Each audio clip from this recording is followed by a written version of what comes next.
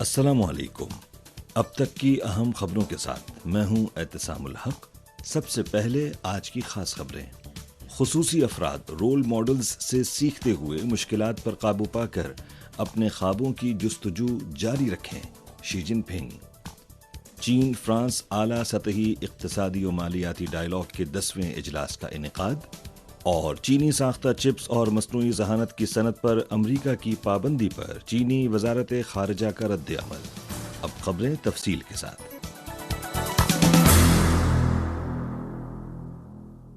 16 مئی کو چین میں خصوصی افراد کے رول ماڈلز اور ان کی مدد کرنے والے ماڈل افراد اور اداروں کو ایوارڈ سے نوازنے کی 7ویں کانفرنس بیجنگ میں منعقد ہوئی۔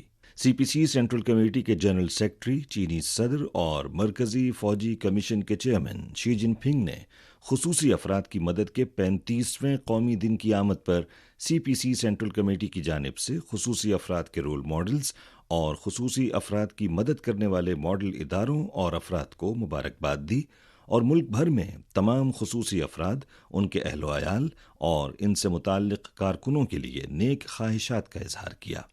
شی جن پنگ نے کہا کہ خصوصی افراد چینی طرز کی جدید کاری کی ترقی میں اہم قوت ہیں، جنہیں مخصوص دیکھ بھال اور توجہ کی ضرورت ہے۔ انہوں نے کہا کہ نئے سفر میں ہمیں خصوصی افراد کے لیے سماجی تحفظ کے نظام اور دیکھ بھال کی خدمات کے نظام کو مزید بہتر بناتے ہوئے ان کے مساوی حقوق کو یقینی بنانا ہوگا اور ان افراد کے نسب العین کی جامع ترقی کو آگے بڑھانا ہوگا۔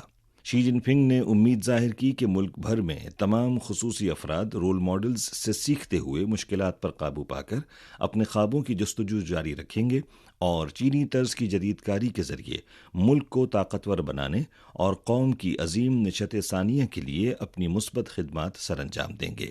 کانفرنس سے پہلے سی پی سی سینٹرل کمیٹی کے سیاسی بیورو کی قائمہ کمیٹی کے رکن اور چینی وزیر اعظم لی چیانگ کانفرنس میں شریک نمائندوں کے ساتھ گروپ فوٹو میں شامل ہوئے۔ کانفرنس میں خصوصی افراد کے 2000 رول ماڈلز، ان سے متعلق 200 ماڈل اداروں اور 60 افراد کو ایوارڈ سے نوازا گیا۔ 10واں چین فرانس اعلیٰ سطحی اقتصادی اور مالیاتی ڈائیلاگ 15 تاریخ کو فرانس کے دارالحکومت پیرس میں منعقد ہوا۔ ڈائیلاگ کے لیے چین کے سربراہ اور ریاستی کونسل کے نائب وزیر اعظم ہے لینفنگ اور فرانس کے سربراہ، فرانس کے معیشت، خزانہ، صنعت اور ڈیجیٹل خود مختاری کے وزیر ایرک لومبارڈ نے مشترکہ طور پر ڈائیلاگ کی صدارت کی۔ ہے لینفنگ نے کہا کہ گزشتہ سال چین اور فرانس کے درمیان سفارتی تعلقات کے قیام کی 60ویں سالگرہ تھی۔ چین فرانس کے ساتھ مل کر دونوں ممالک کے رہنماؤں کے اہم اتفاق رائے کو عملی جامہ پہنانے، کثیر الجہتی بین الاقوامی معاملات میں ہم آہنگی کو مضبوط بنانے، کھلے پن اور تعاون پر مبنی بین الاقوامی معاشی اور تجارتی ماحول کا تحفظ کرنے، دو طرفہ معاشی اور مالی تعاون کو وسعت دینے، باہمی مفادات پر مبنی تعاون کے امکانات کو تلاش کرنے، تجارت اور سرمایہ کاری کے لیے سازگار ماحول کو فروغ دینے، چین فرانس اپنی جامع اسٹریٹجک شراکت داری کو نئی توانائی فراہم کرنے اور ساتھ ہی چین یورپ تعاون کو نئی ترقی کی راہ پر گامزن کرنے کے لیے پرعزم ہے۔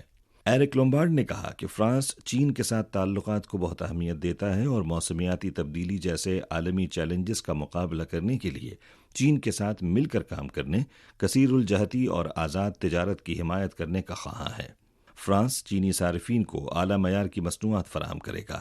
فرانس چینی کمپنیوں کو فرانس میں سرمایہ کاری اور کاروبار کے لیے بہتر کاروباری ماحول فراہم کرے گا تاکہ فرانس اور چین کے درمیان معاشی اور مالی شعبوں میں عملی تعاون کے مزید مثبت نتائج سامنے آئیں۔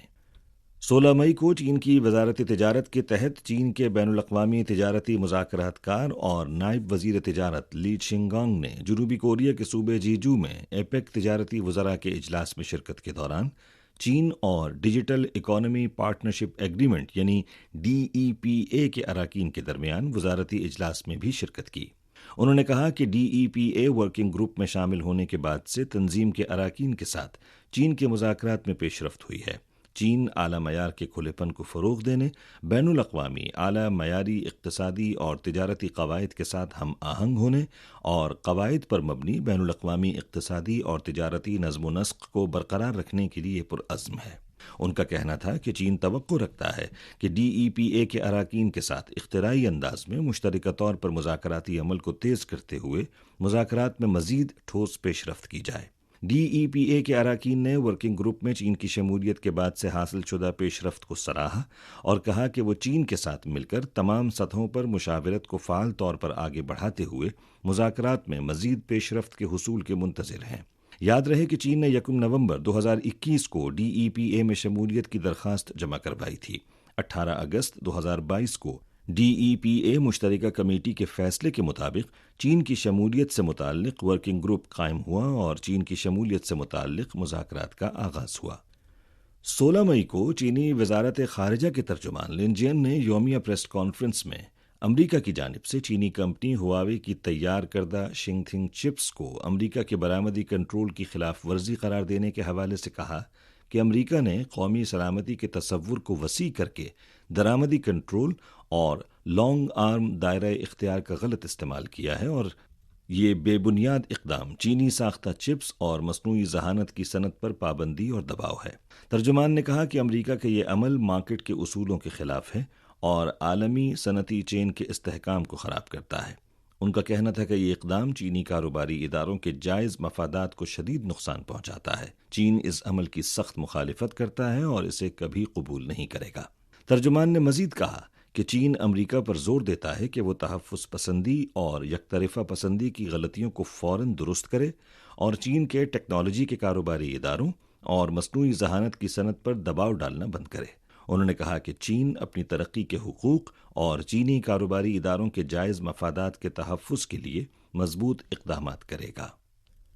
اقوام متحدہ میں چین کے نائب مستقل مندوب گینگ شوانگ نے 15 تاریخ کو فلسطین کے یوم النکبہ کے موقع پر منعقدہ تقریب میں کہا کہ چین امن پسند تمام ممالک کے ساتھ مل کر 2 ریاستی حل کے نفاذ کے لیے مسلسل کوششیں جاری رکھے گا تاکہ فلسطینی مسئلے کا جامع، منصفانہ اور دیر پا حل جلد از جلد حاصل کیا جا سکے اور فلسطینی یوم النکبہ کو ہمیشہ کے لیے تاریخ کا حصہ بنا دیا جائے۔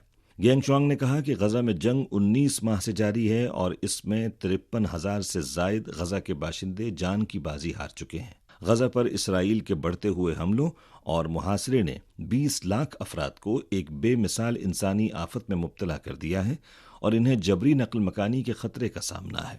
گینگ شوانگ نے نشاندہی کی کہ 2 ریاستی حل کو نافذ کرنا فلسطینی مسئلے کا واحد قابل عمل حل ہے۔ فی الوقت سب سے فوری کام غزہ میں پائیدار جنگ بندی کا فوری نفاذ اور انسانی المیے کو کم کرنا ہے۔ اسرائیل کو سلامتی کونسل اور جنرل اسمبلی کی قراردادوں پر عمل کرنا چاہیے، فوری طور پر تمام فوجی کارروائیوں کو روکنا چاہیے، بین الاقوامی قانون خاص طور پر بین الاقوامی انسانی قانون کی خلاف ورزیوں کو بند کرنا چاہیے، غزہ کی ناکہ بندی ختم کرنی چاہیے، مغربی کنارے میں آبادکاری کی سرگرمیوں کو روکنا چاہیے اور آبادکاروں کے تشدد پر قابو پانا چاہیے۔ جو بڑی طاقتیں فریقین پر اہم اثر رکھتی ہیں انہیں غیر جانبدار اور منصفانہ موقف اپنانا چاہیے اور غزہ میں جنگ بندی کے لیے ٹھوس اقدامات اٹھانے چاہیے۔ 15 تاریخ کو ایران کے وزیر خارجہ عباس عراقچی نے کہا کہ ایران اور امریکہ کے درمیان مذاکرات سے متعلق امریکہ کی طرف سے کئی متضاد موقف سامنے آئے ہیں۔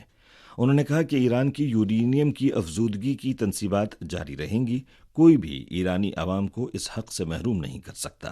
یاد رہے کہ 13 تاریخ کو ٹرمپ نے یہ بیان دیا کہ ایران مشرق وسطی کے علاقے میں عدم استحکام پیدا کرنے کا ذمہ دار ہے۔ 15 تاریخ کو ایرانی صدر مسعود پزشکیان نے ٹرمپ کے بیانات کی شدید مذمت کی۔ انہوں نے پوچھا کہ غزہ کی پٹی میں ہزاروں افراد کو کس نے مارا اور خوراک اور ادویات کی کمی جیسے انسانیت کے بحران کا ذمہ دار کون ہے؟ انہوں نے مزید کہا کہ امریکہ بڑی تعداد میں ہتھیار تیار کر رہا ہے اور مشرق وسطی میں ہتھیار فروخت کر رہا ہے۔ اگر اس علاقے میں جنگ نہ ہو تو امریکہ کا اسلحہ بیچنے والا بازار ختم ہو جائے گا، اس لیے امریکہ کو تناؤ پیدا کرنے کی ضرورت ہے تاکہ وہ فوجی ساز و سامان فروخت کر سکے۔ یوکرین کے صدر زیلنسکی نے 15 تاریخ کو ترکیہ میں واقع یوکرین کے سفارت خانے میں منعقدہ پریس کانفرنس میں کہا کہ وہ خود استنبول میں ہونے والے یوکرین روس مذاکرات میں شریک نہیں ہوں گے اور یوکرین کی جانب سے ایک اعلیٰ سطحی وفد ان مذاکرات میں شرکت کرے گا۔ زیلنسکی 15 تاریخ کو دوپہر کے وقت ترکیہ کے دارالحکومت انقرہ پہنچے، جس کے بعد انہوں نے ترکیہ کے صدر رجب طیب اردوان کے ساتھ کئی گھنٹوں تک بند دروازہ مذاکرات کیے۔ اسی کے ساتھ خبریں ختم ہوئیں۔ اعتصام الحق کو دیجیے اجازت۔ فی امان اللہ۔